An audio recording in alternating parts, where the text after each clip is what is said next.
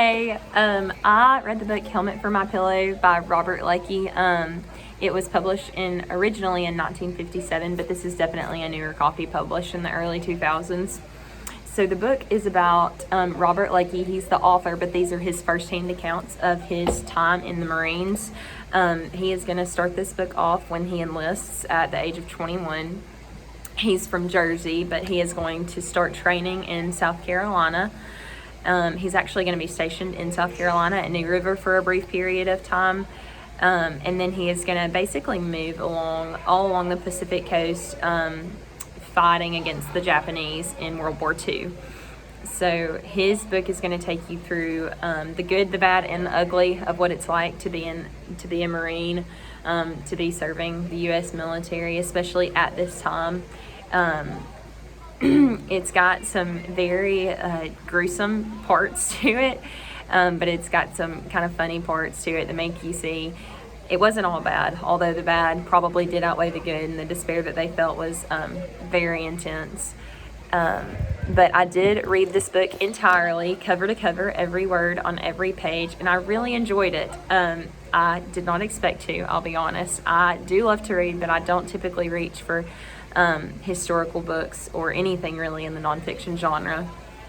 I think this book was so interesting and so engaging because it was written from his firsthand accounts. So he's telling the story exactly how he remembers it, and he's not really leaving out anything, is what it seems. So he's telling you about his time with his friends and where they're, leaving sight to go to these cities and bars and meet up with girls and just engaging in a bunch of different shenanigans. And then it's also telling you some of the really gruesome parts of war.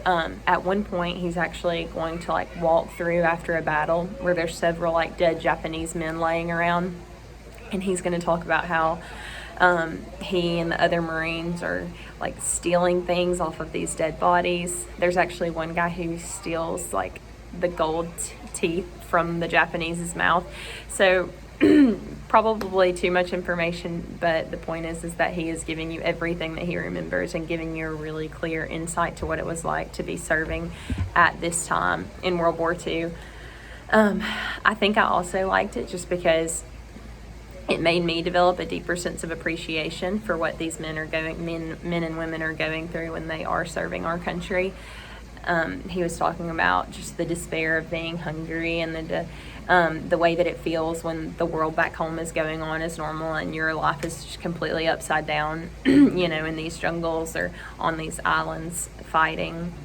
There was one part, actually, it was on Christmas Eve, and his company of the Marines was stationed in New Guinea, and they were about to embark on this battle in New Britain. They were going along the Pacific coast the whole time, so I get the places confused a little bit. But it was Christmas Eve, and the priest that they had in their company was giving them kind of a talk about we're celebrating the birth of Christ. This may be the last time that some of you guys get to do this. A lot of you are not guaranteed to see the next Christmas.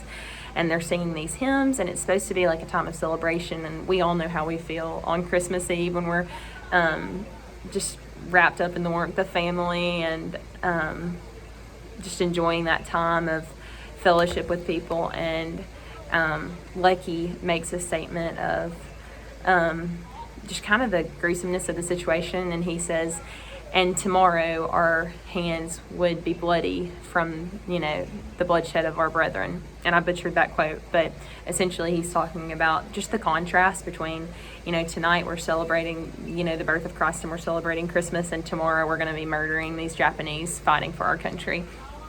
And that just kind of sunk in with me.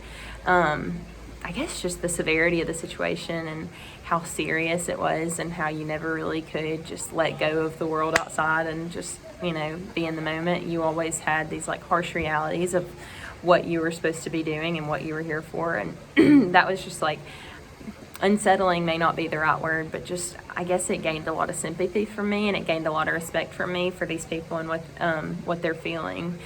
I guess I didn't really appreciate that when these people are enlisting in the military and they're serving in the Marines, that they don't let go of their human feelings. So they're still feeling everything that we would feel, but just in a really harsh reality, they're experiencing those things. When I was trying to think of how I would build a lesson around this book, my mind immediately went to just the firsthand account and what insight it gave me. So I actually built a lesson around students who would be putting themselves in the shoes of different individuals through World War II. So